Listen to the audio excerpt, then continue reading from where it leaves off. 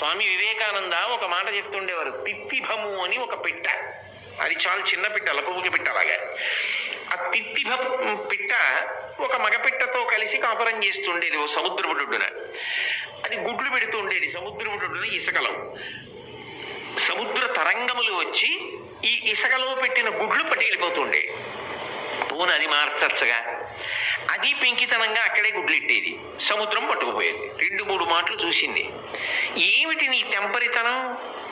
నేను గుడ్లు పెడతాను, నువ్వు పట్టుకుపోతావు, సముద్రం లేకుండా చేస్తాను.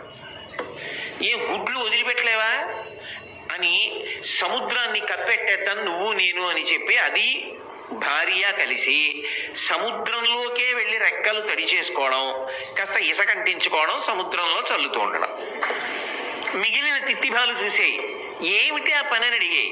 అది నా గుడ్లు ఎత్తుకుపోయింది, నేను సముద్రాన్ని కప్పెట్టేస్తాను, రూపు లేకుండా చేసేస్తాను.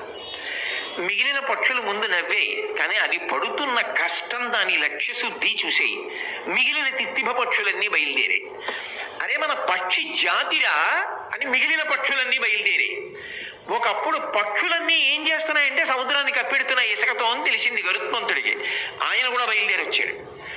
వచ్చి ఆతతపక్షమారుతవ్రేకంపిత కూర్ణితాచలవ్రాత మహర్ణ ఉండు అని కదూ నన్నయ్య గారి వర్ణన. ఆయన తన రెక్కలల్లారుస్తూ పెద్ద పెద్ద పర్వతాలు ఎదిచి పారేయడం మొదలెట్టాడు. శ్రీ మహావిష్ణువుకి ఎందుకో అవసరం వచ్చింది, ఏది వాహనం ఏది అన్నాడు. ఏమో ఏమిటో ఈ మధ్య సముద్రానికి వెళ్ళి ఆయన ఏమిటో కొండలవి పడేస్తున్నాడు అన్నాడు. శ్రీ మహావిష్ణువే బయలుదేరి వచ్చారు. ఏమి గరుత్మంతుడా, ఏమిటి ఈ పని, ఎందుకు మీ అందరూ ఈ పక్షి జాతి అంతా ఏమిటి సముద్రం మీద అలా పడుతున్నారన్నది. అయితే ఇదిగో ఈ తిత్తిభం యొక్క గుడ్లు సముద్రుడు ఎత్తుకుపోయాడు. దాంతో కోపం వచ్చి మేమందరం సముద్రాన్ని కప్పెట్టేస్తున్నాం. ఎప్పటికి కప్పెడతారు? ఎప్పటికి కప్పెడతామో, మా ప్రయత్నం మాత్రం ఆపం. అప్పటికి కప్పెడిపోతుంది. చూసారా, ఏదో అంటారు drops of water make a big ocean అని. అలా నీటి బిందువులు కలిస్తే మహాసముద్రం. మేమందరం ప్రయత్నం చేస్తున్నాం. శ్రీ మహావిష్ణువు ఆశ్చర్యపోయారు. మీ సంకల్ప శుద్ధి చాలా గొప్పది, ఎంత గొప్ప ప్రయత్నం చేస్తున్నారు అని సముద్రుణ్ణి పిలిచారు.